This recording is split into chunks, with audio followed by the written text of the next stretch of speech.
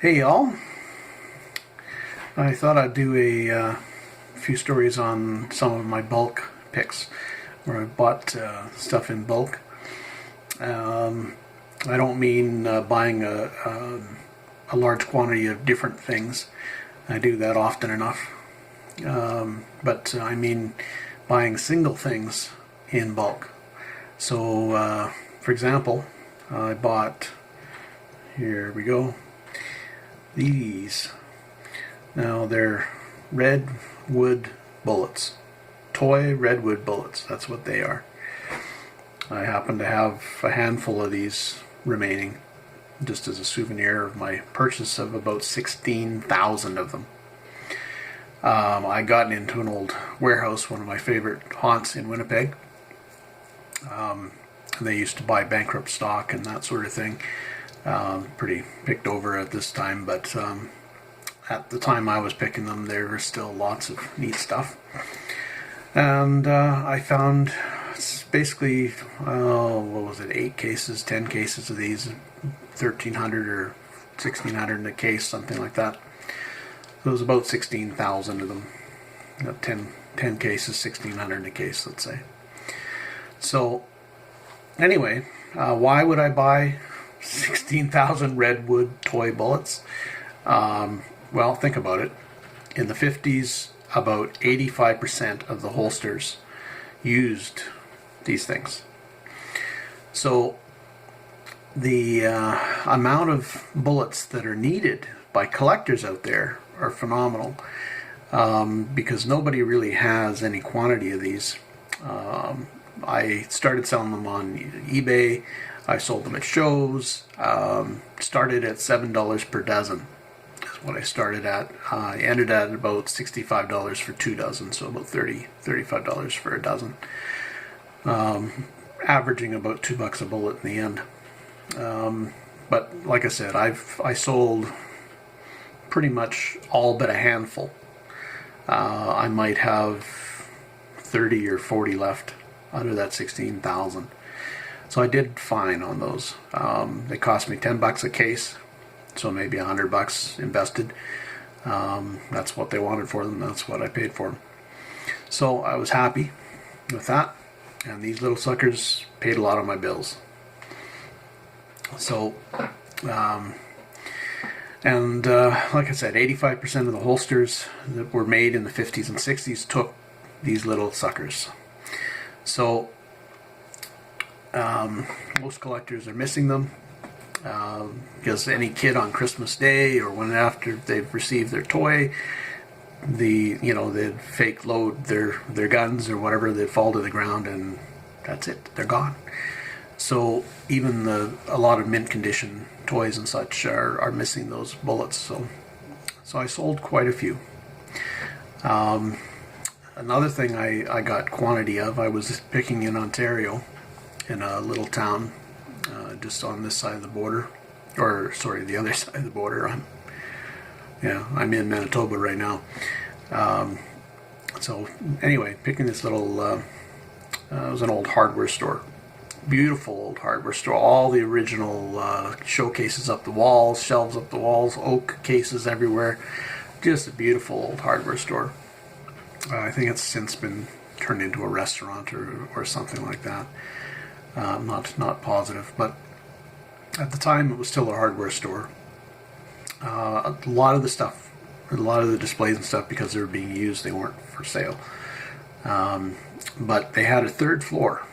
It was kind of an attic-y storage space, but very neatly kept. But they had a wood crate that had old light bulbs in it. And I looked at these things and I picked up a couple, and just out of novelty's sake. And they weren't a Edison type.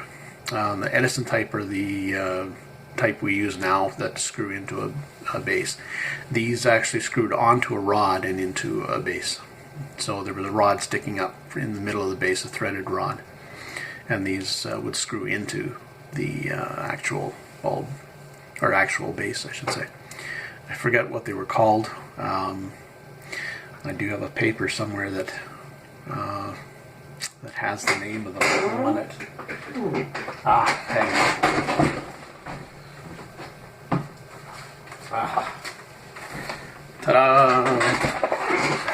My filing system worked. They were a Thompson Houston base, is what they were. And it's basically the reverse of an Edison base. Anyway, and they were hand blown with a little tiny tip on them. And carbon filament. So they last a long time. Something that bulbs don't do anymore. Anyway, with the exception of LED and that sort of thing, I guess. So, I bought a couple of these, like 2 or 3. They were selling them cheap. $2 a piece, I think it was. And I bought them, and I bought a few other knickknacks, nothing too special. All the major things I wanted to buy weren't for sale. But anyway, I bought these and then went home, and eventually I put one on eBay, and I got $65 for it. So I immediately went back, and it was about a year later, actually, by the time I had posted the bulb, and they were still there. There was a case of them. There was probably 100, roughly, and still with their paper stickers and everything, never been lit. And I bought them all. They gave me an even better price in the end. So I ended up selling some on eBay, and then I encountered a fellow who emailed me via eBay that had a house that used those sockets. So he wanted as many as he could get. I had 65 left, I think, and so sold 65 at about $25, $30 a piece.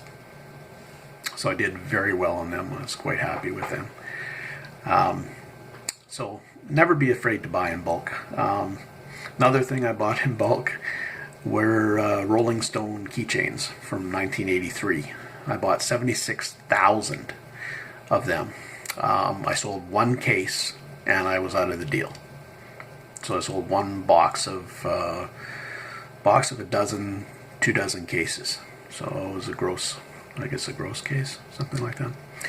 So, and a lot of them actually ended up selling for pittance at an auction that I held. It's a sad, sordid story, that one, which I may include in my stories in a multi-video version of the story. But anyway, yeah, I bought 76,000 and I made money. I did very well on them as well. So yeah, Winnipeg seems to be or has always been a kind of a dumping ground for merchants and such. They're just I guess we have a bargain mentality in Manitoba a bit. So all this defunct merchandise tends to get dumped there or get bought up by enterprising entrepreneurs. So anyway, one of the things I bought recently, fairly recently, I guess a couple of years ago, a fellow through one of the Facebook groups mentioned he had a bunch of ring blanks, and I forget how many he had in the end. It was a box, roughly a half foot by half foot, so, or maybe a little bigger than that, but quite a few ring blanks, brass ring blanks, and he wanted, I think, 50 cents a piece or something for them, or something like that. So I ended up buying them all from him and sorting them out and putting them on Etsy and lots, and I had one jeweler buy them all at worked out to about $3 or $4 a piece. But anyway, I made a substantial profit. He was happy, I was happy, and the jeweler was happy. So I'm not afraid to buy bulk quantity of single items. If there's been quantities of, there was a quite a while ago when dollar stores first started appearing. Some of the independent ones were sourcing their material from defunct inventory and wholesalers and such that had dead stock. And up came a bunch of Varga cards, pinup cards. So a bunch of bulk ones of those came out. Unfortunately, I wasn't able to get the bulks of those, but 2 or 3 other dealers managed to buy out the bulk quantities of those, and they were selling for $1 a deck. Now, if I'd walked into the store and seen them at $1 a deck, I just would have bought them all, of course, and contacted the owners and literally bought them out. But the dealers did basically that, the other dealers. So they were selling for $65 a deck, I believe, in the end, or a little more than that, the first few that came out. But when so many came out, duplicate decks, it kind of flooded the market. But if you're careful and or you know what you've got, and slowly farm some of these out, you can do quite well. Or wholesale.